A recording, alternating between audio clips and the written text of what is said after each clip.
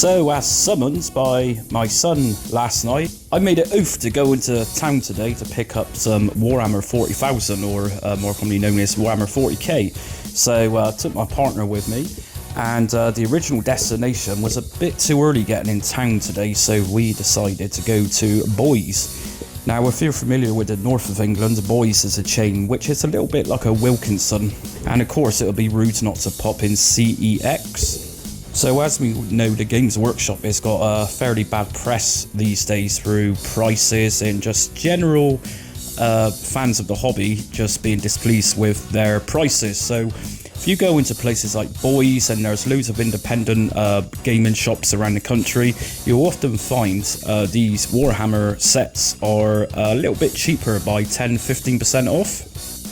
So I also stopped into a Poundland to buy some matte spray. This is a primer spray, and I've opted for a grey, which will work fine in painting.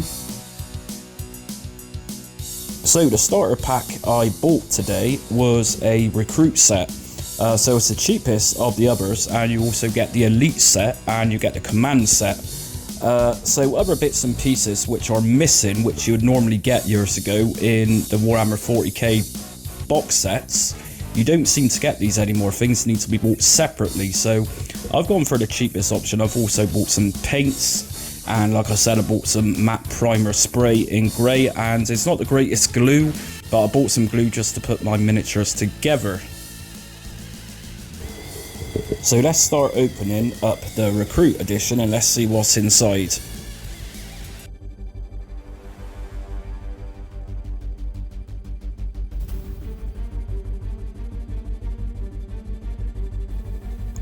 So on first impressions of buying Warhammer 40k again, little starter set, there's a fair bit in here. Now I'm not going to say this is cheap stuff, because even at a discount I don't believe this is cheap stuff. I'm turning into a proper dad nowadays, so excuse that. So in the recruit edition, you get Necrons and you obviously get Space Marines. You're also going to find in there a little recruit manual which has got some basic instructions and some data sheets for your game. So the paint set, which I bought separately, it's not a bad price. It was just under £20 I think. To buy these separately, you're looking at between £2 to even £7 for a pot. We got some base colours in here, we got some technical colours and a couple of washes. And there also is included in this paint set a file, which is good for brushing away excess plastic we don't need when unscrewing. We also got some clippers to dismantle our miniatures, and we have a paintbrush, which is quite a basic one, and we're going to need more in addition to this. And when looking through the fluff, that's the lore and the background of Warhammer 40k, you'll come across loads of statistics, numbers, abbreviations, letters, that type of thing, and it's going to look very intimidating to begin with, but it's pretty simple. Okay, so taking a quick look at the data sheets, the M stands for movement, and below it says 6 inches.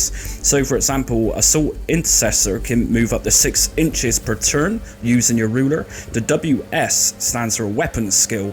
Now this is 3+, which means you need to roll your dice. If you get over 3, then hit.